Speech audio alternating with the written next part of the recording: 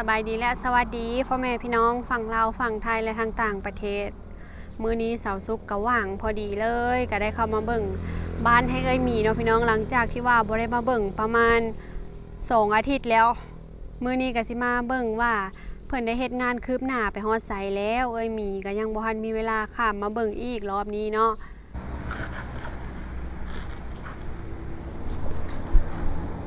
มื้อนี้สร้างเพิ่นก็บ่มาพอดีเลยพี่น้องมื้อนี้มารอบนี้เนาะเพิ่นตีฟ้าทั้งหน้าแล้วพี่น้องตีครึ่งหนึ่งเนาะและเสาซุกมาแนมเห็นห้อยซิลิโคนหยาพี่น้องคือมาตอนนั้นเพิ่นยังบริยาประมาณ2 หูเนาะวางทั้งหน้านี่แล้วมันมีห้อยซิลิโคนแบบนี้ถ้าว่าบ่มีห้อยหัวเพิ่นก็ต้องบ่หยาเนาะพี่น้องเสาซุกนับเบิ่งห้อยซิลิโคนเด้อ1 2 3 4 5 6 7 8 9 10ได้อยู่10บอนหอยซิลิโคนเนาะ11เนาะ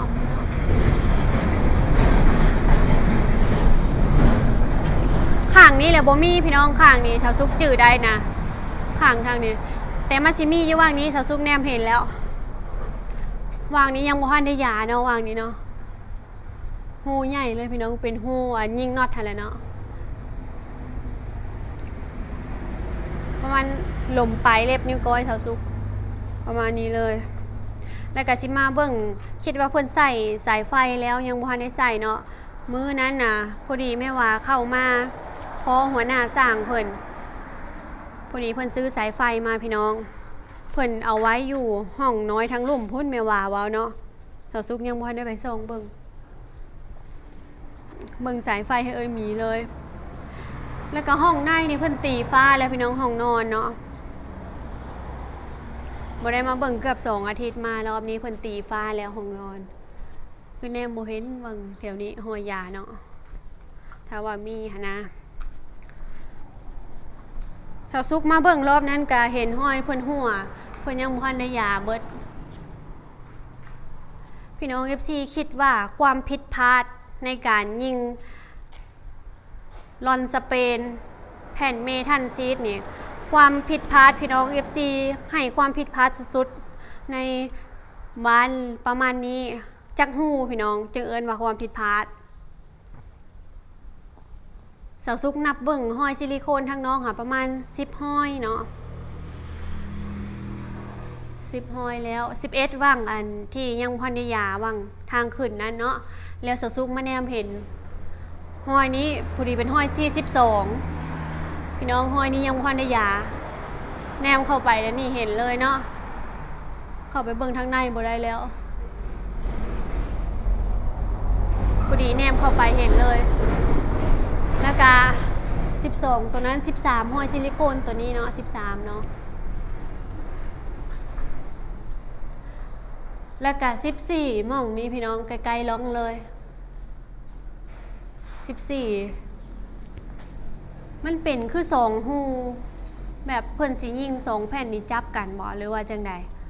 คือเป็นแนวนี้ประมาณนั้นเลยพี่น้องสะซุกนับไปจังหูละ13บ่แล้วก็14มองนี้เนาะ14มองนี้ห้อยซิลิโคน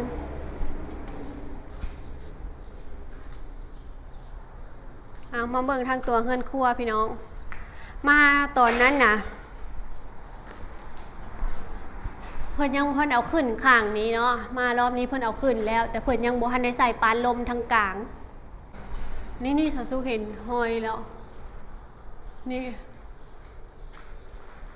แม่นบ่มันคือมีหอยแสงแนวนั้นเนาะยิงพิษอีกแล้วบอตัวนี้มี2 หอยได้ตัวนี้หอยน้อยหอยใหญ่โอ้14-15 หอย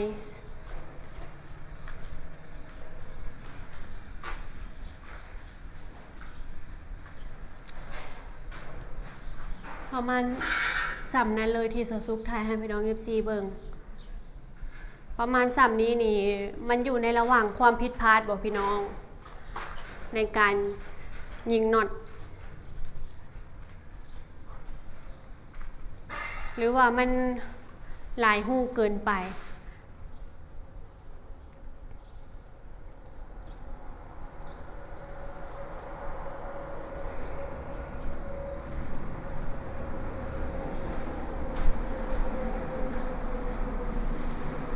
อยู่ห้องน้ำเพิ่นก็ตีโค้งแล้วพี่น้องคันบ่สังเกตดีๆคือบ่เห็นเนาะสาวซุกหางก็สิมาเห็นมันมีบ่อนที่เพิ่นยิงผิดพลาดแล้วเพิ่นบ่ถอดน็อตเลย3หม่องเลยวางนี้เนาะซูมให้พี่น้อง FC เบิ่งนำกันเลยเนาะแล้วก็4หม่องอยู่ทางพุ่นเนาะเพิ่นยิงพลาดแล้วเพิ่นบ่ถอดน็อตเลยเพิ่นยันเห็นหัวหรือว่าเพิ่นสิปะไว้แบบนี้เลยบ่แล้วมันสิบ่หัวบ่หรือว่าจังไดโอ้โต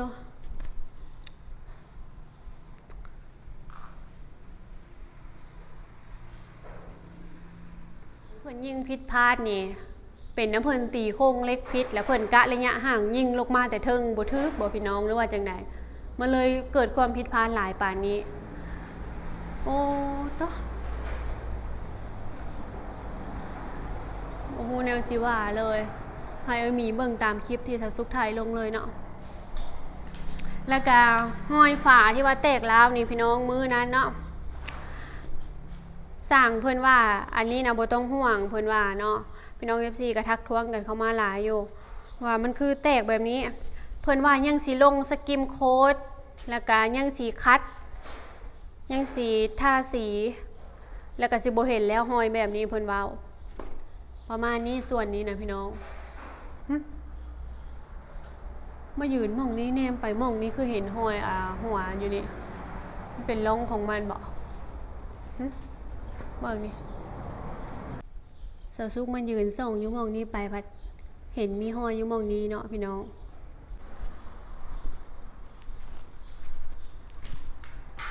พ่อแม่พี่น้องคือมันมีห้อยเงิงแบบนี้เนาะ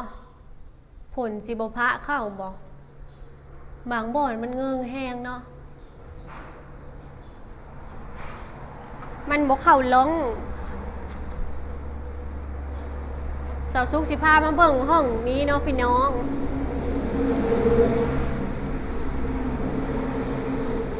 ยังบ่ทันได้ตีฟ้าเนาะสาวซุกเห็นห้อยหัวนี่แดดส่องลงมาแต่เทิงห้อยนี้เลยและกาสาวซุกบ่เคยเห็นเพิ่นมุงค่ะนะพี่น้องมุงแบบว่าร่อนตัวนี้เพิ่นจับน็อตแบบนี้บ่พี่น้องจับน็อตห้อยต่อของแผ่นต่อแผ่นจับน็อตเพื่อบ่ให้มันเงิงเลียนขึ้นไปเลยบ่เนาะเพราะว่ามันอยากเงิงแล้วสร้างเพิ่นสิจับน็อตแบบนี้บ่สาวซุกก็บ่ค่อยฮู้เนาะพี่น้องแล้วสาวซุกก็มาเห็นห้อยหัวทางข้างนี้อีกจุดนึงสิบ่มีปัญหาบ่ห้อยหัวตัวนี้อยู่ทางนอกพี่บางบ่อนก็เงิงแห้งเนาะนี่ห้อยนี่ห้อยนี่ห้อยหัว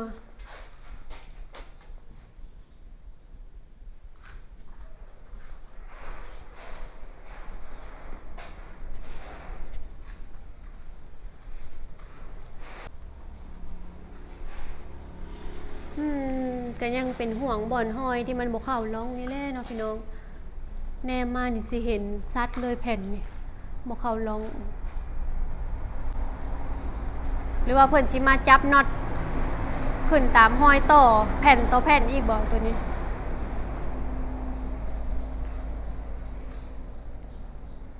ให้มีเบิ่งเอาน้ำคลิปเลยเด้อสาวซุกมาถ่ายให้มีเบิ่งแล้วหลังจากที่ว่ามีกับบ่เห็นประมาณ2 อาทิตย์แล้วสิพาลงมาส่องเบิ่งสายไฟก่อนพี่น้อง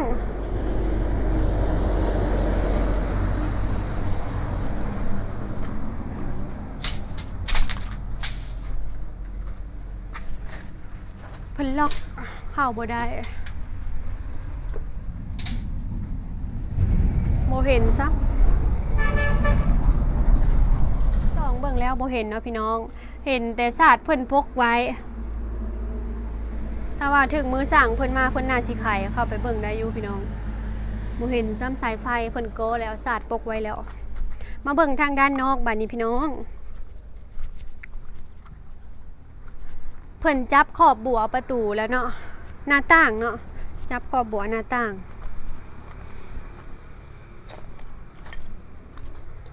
เพิ่นซื้อบัวสำเร็จมาใส่พี่น้องใส่ไว้แล้วหน้าต่างประมาณนี้สำหรับทางด้านนอกทรายค่านี่เพิ่นว่ามาตรฐานมัน60 เซนพี่น้องแต่ตัวเฮือนลงมาเนาะว่างนี้นี่เพิ่นอันนั้นแล้วบอกยาแล้วเนาะในการมีห้อยหัวแบบนี้มีได้ติดต่อถามหัวหน้าสร้างเพิ่นแต่ตอนแรกๆพุ่นเนาะพี่น้องคือสร้างเพิ่นว่ามันสิมีวิธีของเพิ่นพี่น้องเพิ่นสิตัดแผ่นนี้ยังขึ้นไปติดทางเทิงแล้วก็สีลงซิลิโคนแม้ว่ามันสิเป็นการยาที่ดีแล้วก็ทนทานเพิ่นว่าบ่แม่นใส่แต่ซิลิโคนอย่างเดียวเนาะอันนี้หัวหน้าสร้างเพิ่นว่าประมาณนั้นก็บ่มีเนาะแต่ก็บ่ฮู้ว่ามันสิทนปานใดพี่น้อง FC เคยบอกเสาซุกอยู่ว่ายันมันบ่ทนเนี่ยห้อยหัววางนี้ยังบ่ทันได้ยาตัวนี้เมื่อกี้นี่คือบ่เห็นเนาะเพราะว่าเฮาอยู่ทางในลงมาลุ่มพี่จึงเห็นพี่น้อง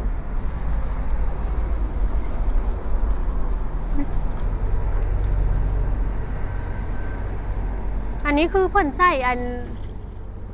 ตะข่ายแล้วมันคือยังแตกแหงเนาะวางนี้เนาะใส่ตะข่ายแล้วได้มือน่ะที่เฮามาเบิ่งนัดหัวหน้าสร้างเพิ่นเดี๋ยวมีห้อยตะข่ายอยู่แต่ยังแหงใหญ่อยู่พี่น้องใส่ตะข่ายแล้วอันนี้ถ้าเบิ่งว่าสร้างเพื่อนสิแก้จังใดเนาะคือแหงแต่ตัวนี้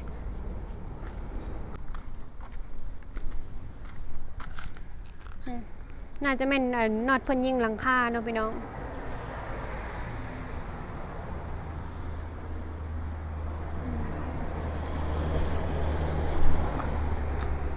แล้วก็เสานี้เพิ่นจับขอบบัวไว้แบบนี้แล้ว3 อันทั้งหน้าก็จับแล้วสำหรับการมาเบิ่งบ้านหมีในครั้งนี้ประมาณนี้เลยให้พี่น้อง FC แนะนำหมีเข้ามาเพิ่มเติมใต้กล้องคอมเมนต์ได้เลยเด้อพ่อแม่พี่น้อง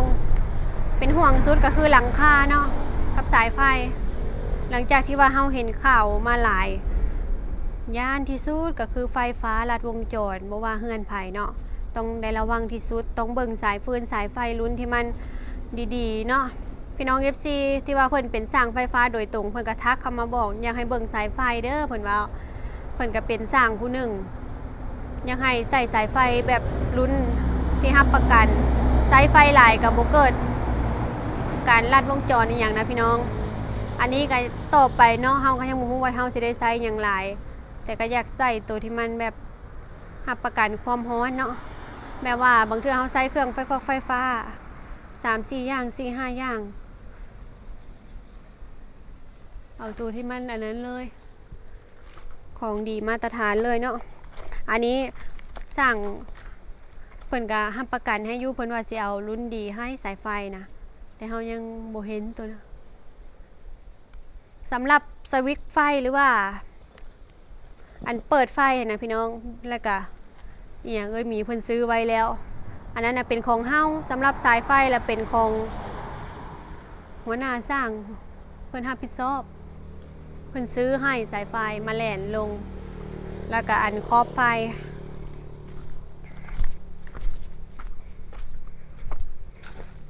ประมาณนี้เลยพ่อแม่พี่น้องเลยบ้านมีอัปเดตล่าสุดมันมีห้อยหัวพิษเพิ่นยิงพิษนี่นะหรือว่ามันหลายเกินไปบ่เป็นห่วงยายมันหัวเวลายามพอกยามผลหลายฟ้าหลายปีไปเนาะพี่น้องสำคัญสุดพี่น้อง FC ก็เป็นห่วง เพิ่นเห็นดันคลิปก่อนๆ สำหรับคลิปนี้สาวซุกก็จะได้ขอตัวลาไปก่อนเด้อพ่อแม่พี่น้องฝากเป็นกำลังใจให้ครอบครัวสาวซุกโดยการบ่ข้ามโฆษณาเด้อสบายดีบ๊ายบาย